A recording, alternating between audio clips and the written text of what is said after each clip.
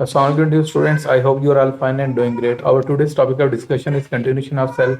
Basically हम cell को discuss कर रहे थे। आज का जो हमारा टॉपिक है that is the cytoplasm and organelles. हमने जब सेल को स्टार्ट किया था हमने कहा था cell is the basic structure and function unit of living organism and it has certain components.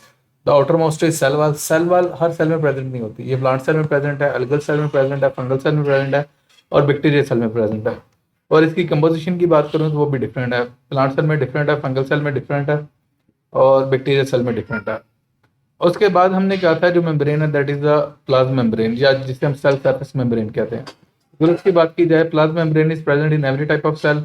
वो किसी भी टाइप का सेल हो। हम कहते हैं 5 किंगडम है। Kingdom monera, protista, fungi, plantae, एनिमेरिया।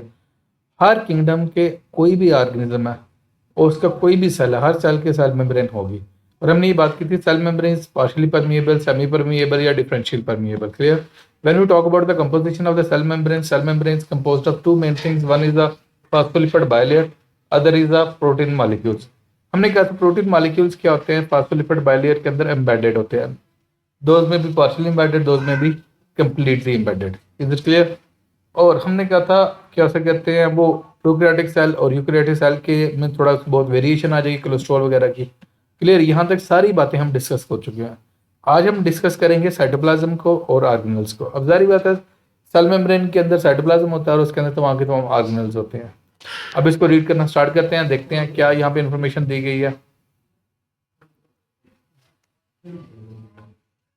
Okay, you know that a cell consists of 3 major components: plasma membrane, cytoplasm and nucleus। यहाँ पे आप देख सकते हैं ये सबसे बाहर ये this is the plasma membrane.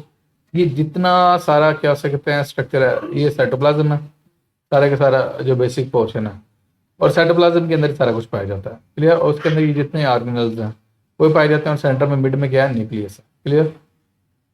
The cytoplasm is semi viscous. अब सेमी विस्कस से मुराद ना बहुत ज्यादा गाढ़ा ना बहुत ज्यादा पतला। Clear? Semi mean partially viscous and semi transparent substance. अब ये भी कंप्लीट ना तो ये कंप्लीट ट्रांसपेरेंट है और ना ही ये क्या हो सकते हैं ऐसा भी नहीं है कि बिल्कुल हमें क्या हो सकते हैं क्लियर नजर आना चाहिए। ये सेमी ट्रांसपेरेंट है। अब आगे वो बात करते हैं इन यूकैरियोटिक सेल। तो बच्चे आपको पता है there are 2 types of the cell, one is the prokaryotic cell, other is the eukaryotic cell. When we talk about the prokaryotic cell do not have well defined nucleus, while when you talk about the eukaryotic cells have well defined nucleus। इनके अंदर well defined nucleus है। और अगर मैं examples पर जाऊं तो मैं कहता हूं जो प्रोकैरियोटिक सेल है उसकी एग्जांपल बैक्टीरियल सेल है। और अगर यूकैरियोटिक सेल की बात करूं तो इसकी एग्जांपल 4 किंगडम के मेंबर्स हैं। किंगडम प्रोटिस्टा के, किंगडम फंजाई के, किंगडम प्लांटी के, किंगडम एनिमेलिया के। Clear? Okay. In eukaryotic cell it is present between plasma membrane and nuclear envelope. अब किसकी बात कर रहा है? ये बेसिकली साइटोप्लाज्म की बात कर रहा है। कहता है अगर यूकैरियोटिक सेल की बात करोगे तो प्लाज्मा मेम्ब्रेन और न्यूक्लियर एनवेलप के दरमियान जितना रीजन है, जितना पोर्शन है वो क्या उसे कहते हैं? साइटोप्लाज्म है। और साइटोप्लाज्म के अंदर सारे के सारे कंपोनेंट्स होंगे। In prokaryotic cell it covers all space beneath the plasma membrane. अब प्लाज्मा मेम्ब्रेन से अंदर जो कुछ भी है वो साइटोप्लाज्म ही है। अब क्वेश्चन आता है यहाँ पे इसमें न्यूक्लियर मेम्ब्रेन या न्यूक्लियर एनवेलप की बात क्यों नहीं गई? उसकी रीजन ये है कि हम कहते हैं प्रोकैरियोटिक सेल के अंदर न्यूक्लियस नहीं होता। जब बच्चे न्यूक्लियस नहीं है तो न्यूक्लियर एनवेलप या न्यूक्लियर मेम्ब्रेन कहाँ से आ जाएगी? क्लियर? तो उसके अंदर क्या हो सकते हैं जस्ट ये प्लाज्मा मेम्ब्रेन के अंदर जो कुछ है तो वो साइटोप्लाज्म होगा। फिर क्वेश्चन आपका यहाँ से मेरे से ये बन सकता है कि सर प्रोकैरियोटिक सेल में क्या डीएनए भी नहीं होता? मैं कहता हूँ हाँ डीएनए होता है प्रोकैरियोटिक सेल में, but in case of the prokaryotic cell DNA is directly submerge within the cytoplasm. वो डायरेक्टली सबमर्ज होता है किसके अंदर? साइटोप्लाज्म के अंदर। Clear? Okay, next. It consist of an aqueous ground substance. Mean region जो होता है ना उसका वो क्या हो सकता है? Known as cytosol. उसमें क्या नाम देते हैं? Cytosol. Which contains a variety of organelles and other inclusion. उसके अंदर बहुत सारे ऑर्गेनेल्स होते हैं और अदर इंक्लूजन्स होते हैं, वो सब्सटेंसेस होते हैं। Cytosol sorry contains water in which many organic proteins, carbohydrate, lipids. अब प्रोटीन्स भी उसके अंदर क्या हो सकते हैं? सस्पेंडेड फॉर्म में होते हैं। कार्बोहाइड्रेट्स भी होते हैं और लिपिड्स भी होते हैं। ये सारे के सारा जो सब्सटेंस है that is directly present in the cytoplasm. वो किसके अंदर प्रेजेंट है? साइटोप्लाज्म के अंदर। And inorganic salt are completely or partially dissolve. वो कंप्लीटली डिजॉल्व भी हो सकते हैं ट्रू सॉल्यूशन की फॉर्म में या पार्शियली डिजॉल्व भी हो सकते हैं। Clear? The cytoplasm of cell provides space for the proper functioning of the organelles and also acts for various metabolic। मैं एक टर्म बोलता हूँ मेटाबॉलिज्म। मेटाबॉलिज्म को मैं पता कैसे डिफाइन करता हूँ, मैं कहता हूँ set of all the chemical activities occurring within a cell. एक सेल के अंदर होने वाली जितनी भी केमिकल एक्टिविटीज हैं उन्हें हम क्या नाम देते हैं, मेटाबॉलिज्म। क्लियर। अच्छा, वेरियस मेटाबॉलिक रिएक्शंस हैं। अब वो मेटाबॉलिज्म कैटाबॉलिक भी हो सकते हैं, एनाबॉलिक भी हो सकते हैं। फिर आपको मेरे से क्वेश्चन आ सकता है, sir what's the difference between catabolic reactions and anabolic reaction. जो कैटाबॉलिक रिएक्शंस होते हैं उनमें ब्रेक डाउन होती है, और जो एनाबॉलिक रिएक्शंस होते हैं ये आपस में कंबाइन करके smaller molecule larger molecule synthesise करते हैं। Clear. Okay. Metabolic reaction for example glycolysis. Glycolysis क्या, breakdown of glucose during the aerobic respiration. अच्छा, एक यहाँ पे इसने कह तो दिया ड्यूरिंग द एरोबिक रेस्पिरेशन, बेशक एरोबिक रेस्पिरेशन हो बेशक एनारोबिक रेस्पिरेशन हो, ग्लाइकोलाइसिस दोनों में ही है। ये बुक वाले ने थोड़ा यहाँ पे ब्लंडर मारा है। एनीवेज नेक्स्ट हम देखते हैं, क्योंकि ग्लाइकोलाइसिस का जो प्रोसेस है दोनों में कॉमन है, बेशक एरोबिक रेस्पिरेशन हो बेशक एनारोबिक रेस्पिरेशन हो।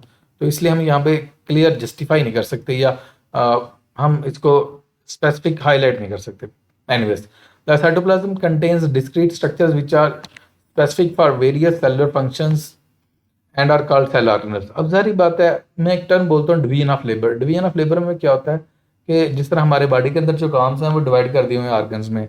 लीवर का कोई स्पेसिफिक काम है, पेंक्रियास का कोई स्पेसिफिक फंक्शन है, हार्ट का स्पेसिफिक फंक्शन है, स्टमक का स्पेसिफिक फंक्शन है, इंटेस्टाइन का स्पेसिफिक फंक्शन, हर एक का स्पेसिफिक फंक्शन है। इसी तरह सेल के अंदर भी जितने कंपोनेंट्स हैं ना उनके स्पेसिफिक फंक्शन हैं, और वो स्पेसिफिक फंक्शंस क्या कर दिए, स्पेसिफिक कंपोनेंट्स को अलॉट कर दिए, उनके सेल ऑर्गेनल्स कहते हैं। The organelles are generally enclosed by membrane except few such as ribosomes के अलावा।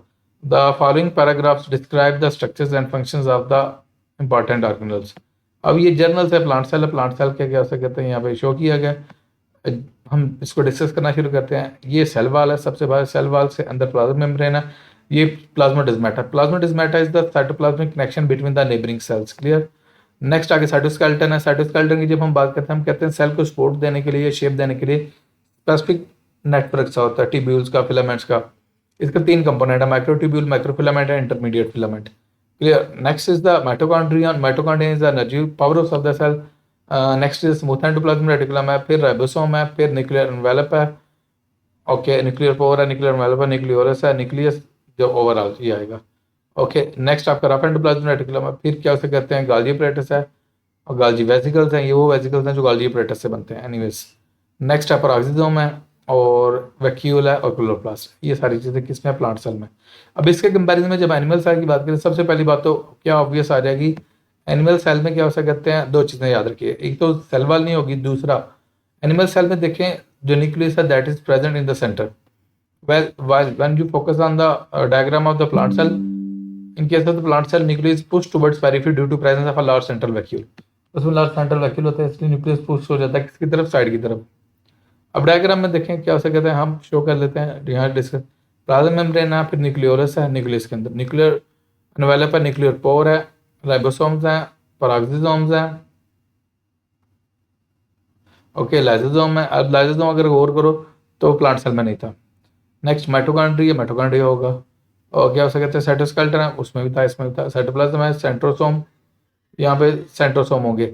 ये भी अगर गौर करें तो क्या हो सकते हैं, उसमें नहीं था, प्लांट सेल में नहीं था। ये डिफरेंसेस आप क्या शॉर्ट क्वेश्चन के तौर पे रेडी कर सकते हैं। Next secretary vesicles and specific vesicles होंगे जो बाहर सेक्रेशन निकालेंगे सेल से बाहर। फिर आपका स्मूथ एंडोप्लाज्मिक रेटिकुलम है, रफ एंडोप्लाज्मिक रेटिकुलम है, गाल्जी अपैरेटस है। ये जर्नस आपका क्या है, प्लांट सेल है। क्लियर। अब यहाँ पे आपसे कंपैरिजन पूछा जा सकता है प्लांट सेल में और एनिमल सेल में, आपसे सिमिलरिटीज भी पूछी जा सकती हैं और डिफरेंसेस भी पूछे जा सकते हैं। क्लियर है बच्चे। इफ यू हैव यहाँ तक क्लियर है, मैं टॉपिक कंप्लीट कर दी। If you have any sort of question then you can ask in the comment section. Thank you so much.